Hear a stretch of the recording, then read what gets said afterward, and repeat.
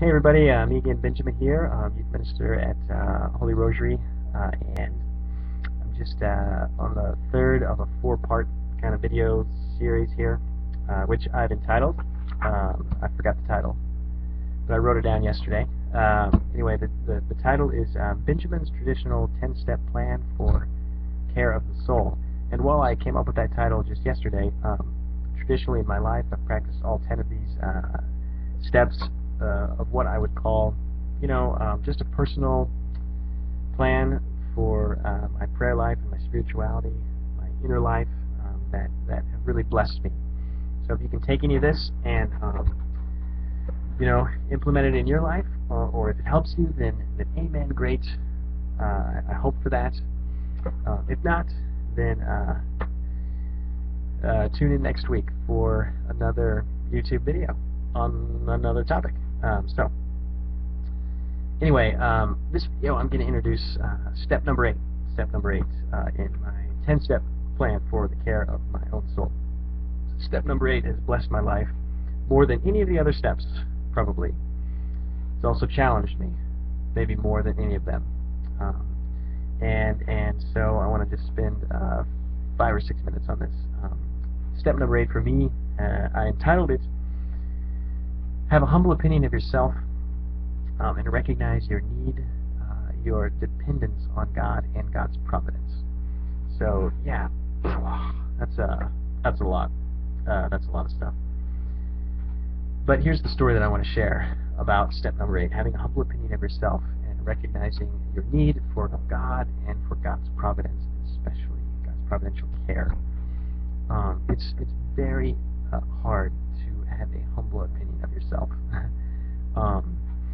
And so how do we do that? Well, it actually has taken me quite some time to understand having a humble opinion of yourself, and I still have lots of learning to do on this topic. but in general, here's my story that has affected me and really blessed my life. It's just a conversion story, really. And here it is in short. When I was younger, in high school and in college, I really spent a lot of time and energy on seeking attention from other people so that they would recognize me, notice me, like me, give me esteem, affection, care, love even, ultimately attention.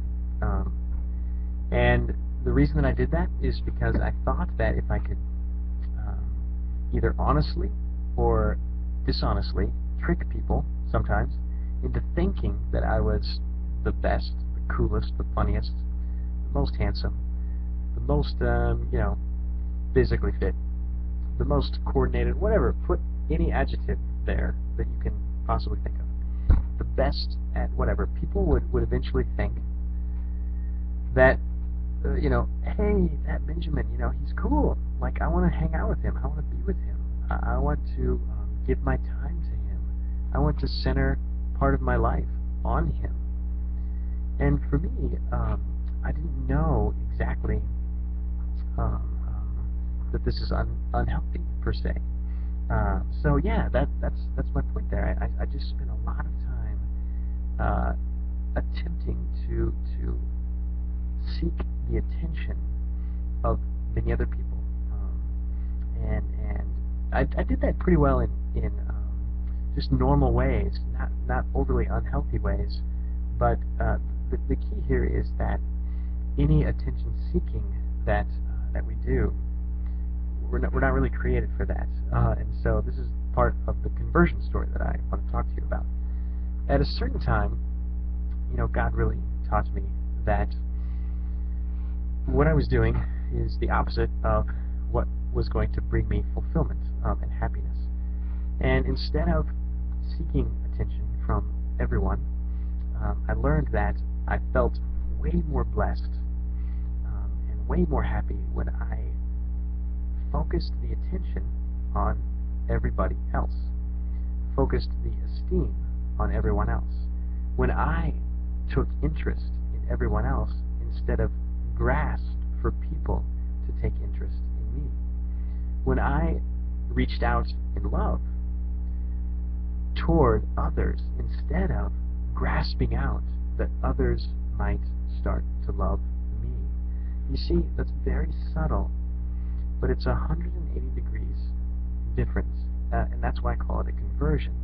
So I moved in my youth, really, from seeking attention, seeking esteem, seeking to be noticed by everyone, by whatever, being funny, being really loud, boisterous, just whatever.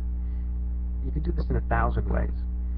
I turned that to, I turned the attention to the other, and so instead of boosting myself up in the presence of others, I would really want to boost the other up. I would want to hear their story. I would want to ask them, how is your life? What's going on for you? How can I help you? How can I focus right now on you?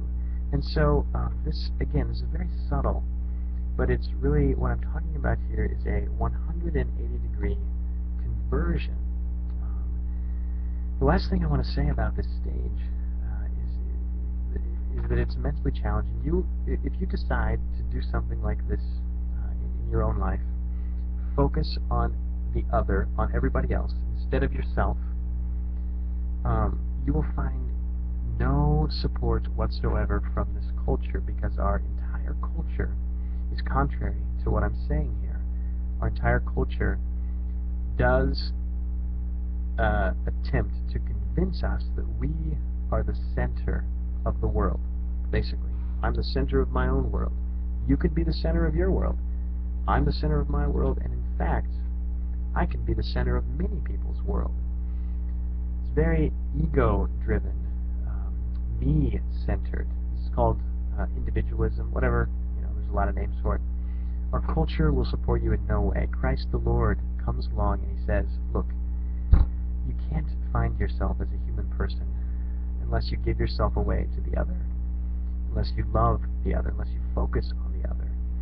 And that, I've found, has been such a huge blessing in my life, in a personal practice, grace-filled practice of spirituality. And so I wanted to share that. Again, having a humble opinion of yourself, recognizing your need and your dependence on God and God's providence. So, anyway, okay, stay tuned for the last two steps of this, what is becoming a lengthy process. I didn't know it was so lengthy, but